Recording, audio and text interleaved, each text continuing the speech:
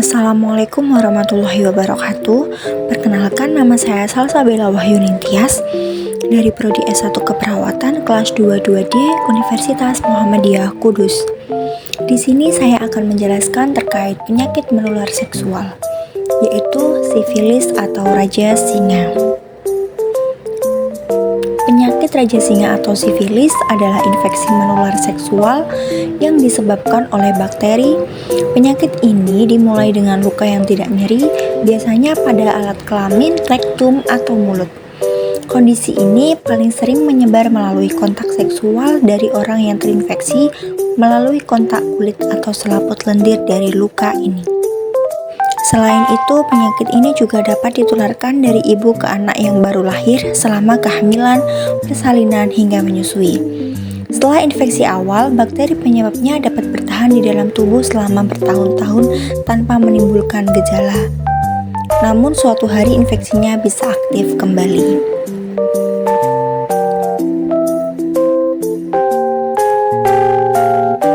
Penyebab sifilis adalah bakteri yang bernama Treponema pallidum.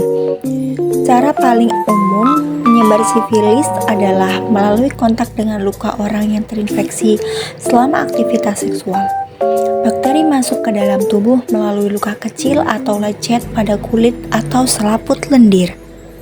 Penyakit ini menular selama tahap primer dan sekunder, dan kadang-kadang pada awal periode laten. Pada kasus yang lebih jarang, kondisi ini dapat menyebar melalui kontak langsung dengan lesi aktif, seperti saat berciuman. Ini juga dapat ditularkan dari ibu ke bayinya selama kehamilan atau persalinan. Sifilis berkembang dalam tubuh seseorang secara bertahap, sehingga gejala penyakit raja singa ini akan bervariasi, antara lain yang pertama, sifilis primer, yaitu muncul berupa luka. Pemulihannya memakan waktu sekitar 3-6 minggu. Untuk sifilis sekunder, yaitu terjadi beberapa minggu setelah luka menghilang, khususnya di telapak tangan dan kaki. Ditambah yaitu penyakit flu, rasa lelah, sakit kepala, nyeri sendi, demam, dan lain-lain. Untuk sifilis laten, penyakit ini bisa berpindah ke tahap laten dari tahap sekunder. Kondisi ini tanpa gejala ya teman-teman, tapi dalam 12 bulan pertama infeksi masih bisa menular. Untuk sifilis tersier merupakan jenis yang paling berbahaya. Sekitar 30-40% pengidap sifilis tidak mendapatkan pengobatan, berisiko mengalami komplikasi. Untuk sifilis kongenital, yaitu infeksi bisa menular kepada janin jika seorang ibu hamil yang mengidap sifilis. Resiko tersebut bisa kamu kurangi dengan mengobati infeksi sebelum masa kehamilan mencapai 4 bulan. Siapapun yang aktif secara seksual bisa terkena penyakit ini, tetapi beberapa orang memiliki peningkatan resiko terinfeksi.